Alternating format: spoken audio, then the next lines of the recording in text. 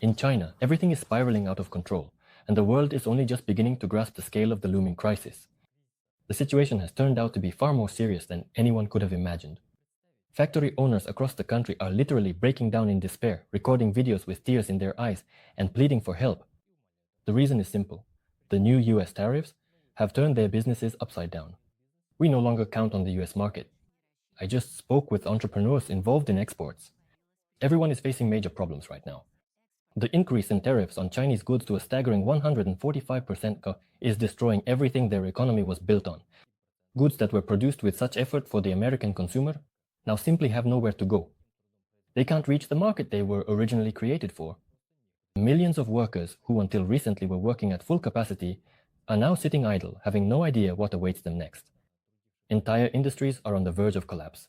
And what is especially worrying is that there is no alternative market.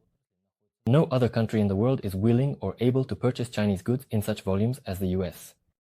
America was the main source of income, the true economic lifeline for China. And now this lifeline has been almost completely severed. Meanwhile, the Chinese government, led by Xi Jinping, is maintaining a hardline stance and has no intention of making concessions. Despite the mass closure of factories, growing public discontent, and mounting panic, the Chinese leadership stubbornly refuses to show even the slightest sign of weakness. Why? Because for Xi Jinping, the most important thing is to maintain control, even if it means sacrificing entire sectors of the economy and the well-being of millions of citizens. We will respond to the actions of the United States, even if it leads to a full-scale war between China and America. Trade, tariff, or any other. How will all of this end? Will China collapse under the weight of its own economic downfall? Or will the government find a way to pull the country out of this trap? If you're interested in what's really happening behind the scenes of the Chinese economy and what consequences all of this will have for the entire world, then subscribe to the channel and let's figure it out together. To understand the scale of what's happening, you need to realize that the American market is vital for the Chinese economy. Losing it isn't just a temporary setback, but a catastrophe with long-term consequences. The trade war between the US and China is, without exaggeration, one of the most significant economic battles of our time.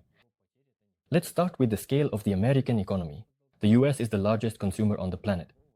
People and companies in this country spend trillions of dollars every year. In 2025, consumer spending in the US is projected to exceed $5.4 trillion. That's almost 70% of the entire American economy. This colossal purchasing power affects the entire world, especially countries that are export-oriented, like China. China, which produces a significant share of the world's goods, exports hundreds of billions of dollars worth of products to the US every year. In 2004 alone, the volume of Chinese exports to the US amounted to more than $450 billion. This makes America China's largest and, most importantly, most profitable customer. If Beijing loses access to this market, it loses the foundation of its export economy, and there is simply no replacement for this market. The Chinese economy would suffer enormous losses and would hardly be able to make up for them through other countries. Yesterday, the US also exports goods to China, but the volumes are incomparable. In 2024, American exports to China amounted to only $120 billion. This is less than a quarter of the volume of Chinese exports to the US.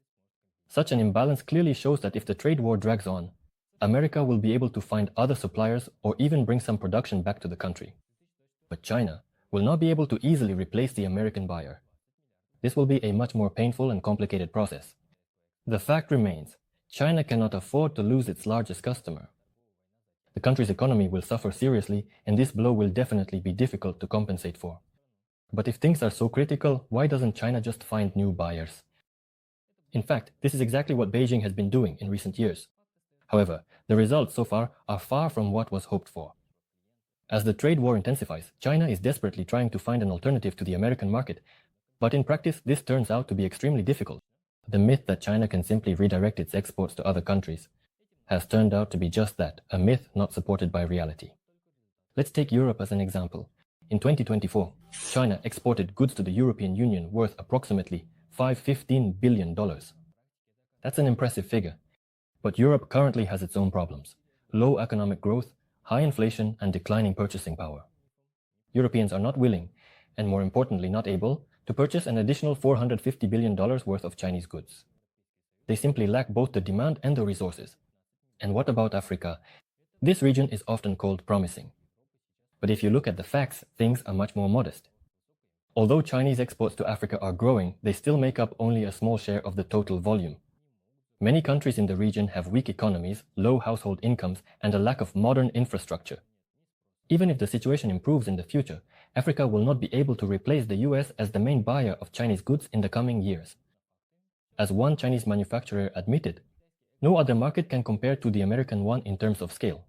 Every third dollar spent in the world comes from an American pocket.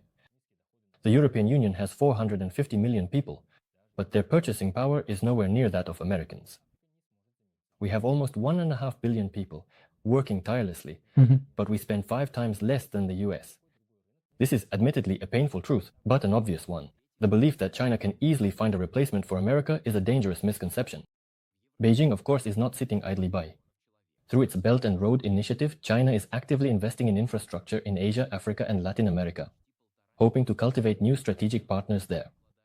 Domestically, the authorities are trying to stimulate internal consumption, but both of these are long-term strategies. Such strategies bear fruit only after years and sometimes decades. Meanwhile, Chinese factories remain focused on external markets.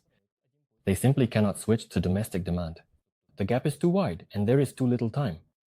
And while there are no alternatives and the pressure is mounting, the Chinese authorities are reverting to old methods, tightening censorship, exerting stricter control over public opinion, and preventing society from expressing discontent. All of this is very reminiscent of the events of 1989, when the Chinese authorities used force to suppress the student protests in Tiananmen Square. Back then, people were demanding democracy. Now, however, a different battle is underway, an informational one. The authorities are carefully controlling the coverage of the consequences of the trade war. The media is forbidden from freely reporting on the mass closures of factories, and social networks are under constant surveillance. The government strictly monitors user activity and punishes those who criticize the authorities' actions during the crisis.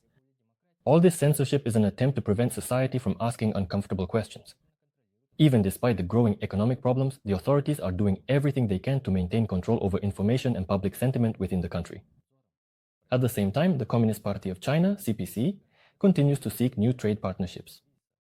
But as we have already seen, no country or region in the world has either the desire or the resources to replace the United States. This desperate attempt only underscores how deep the crisis has become. Another part of Beijing's strategy has been the pursuit of economic self-sufficiency. The government is launching a program to stimulate domestic production in order to reduce dependence on exports. But given how deeply China is integrated into the global economy, this inward turn is more of a political gesture than a real solution. In the short term, it will not save the situation. The point is that the Chinese authorities are not addressing the root of the problem, the painful dependence on the American market. Instead of seeking real economic solutions, the government is trying to save face, control information, and maintain its grip on power. But political control does not solve the everyday problems of businesses.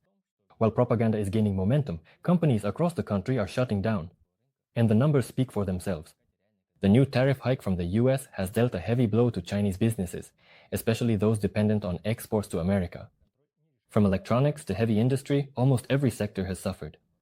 Chinese goods have become too expensive for American buyers. Demand is falling, and revenue is dropping along with it. Take, for example, a Chinese manufacturer of copper components. This company is currently suffering significant losses. Orders are delayed, customs duties have skyrocketed, and the costs of raw materials, production, and delivery were already high. After the introduction of the new tariffs, profitable shipments have become impossible. Companies simply cannot keep their prices at a competitive level. Even niches like book exports, which rely on large volumes and thin margins, are now under threat. Major exporters, especially those with multi-million-dollar contracts with the US, are having an especially hard time. Their business model was built on stable American demand. Now that demand has collapsed and companies are desperately trying to adapt or are heading toward bankruptcy. Smaller companies which are less dependent on the US are holding up a bit better for now, but the scale of the overall damage is already clear. The situation is heating up and more Chinese business owners are turning to social media to share what is really happening. They share not only how their businesses are collapsing, but also how this is affecting their families, employees, and entire communities. Many have invested years of their lives into their businesses, and now all of that could simply disappear. The economic crisis is destroying not only companies, it is shattering lives. In an attempt to somehow ease the pressure from American tariffs, the Chinese government began seeking support from neighboring countries such as Vietnam, Cambodia, and India. It was assumed that these countries would help Beijing stand up to the United States. But in reality, Xi Jinping's efforts have not produced any tangible results.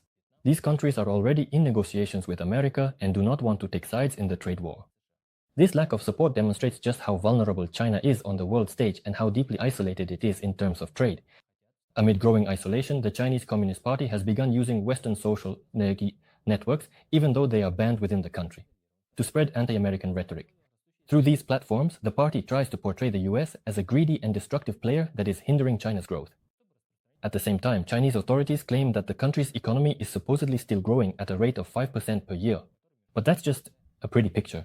In reality, many Chinese businesses are suffocating under pressure, and the gap between propaganda and real life is becoming increasingly apparent.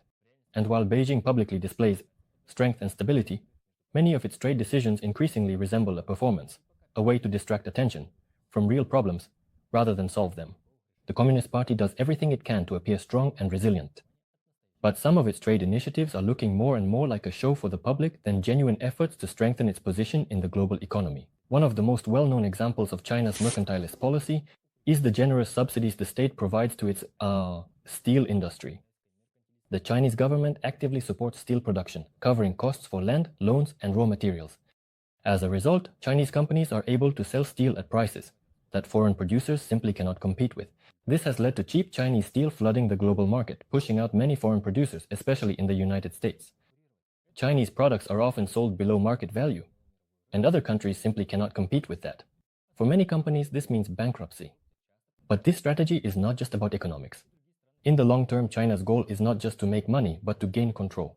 Control over key industries that are important not only for industry but also for national security. By dominating sectors like metallurgy, China aims to weaken the manufacturing capabilities of other countries. This is very similar to a military strategy. In the past, armies tried to destroy the enemy's industrial base, so they couldn't produce weapons and equipment. Today, Beijing is doing this through economic means. What appears to be ordinary competition, is actually a struggle for global dominance. China doesn't just want to sell more, it wants to become an indispensable player and make others dependent on it. But this aggressive tactic is already starting to provoke a backlash. More and more countries are realizing where the flooding of the market with cheap Chinese goods leads and are beginning to push back. Yes, China is an industrial giant, but despite all the bold statements, it still remains heavily dependent on the United States. And this is a fact that the Chinese authorities are reluctant to admit. So who will blink first in this economic war? The stakes are incredibly high. Will China be able to find a way out of this situation? Share your opinion in the comments and be sure to subscribe to the channel to keep up with the games on the world stage, as this story is far from over. Thank you for watching, and see you in the next video.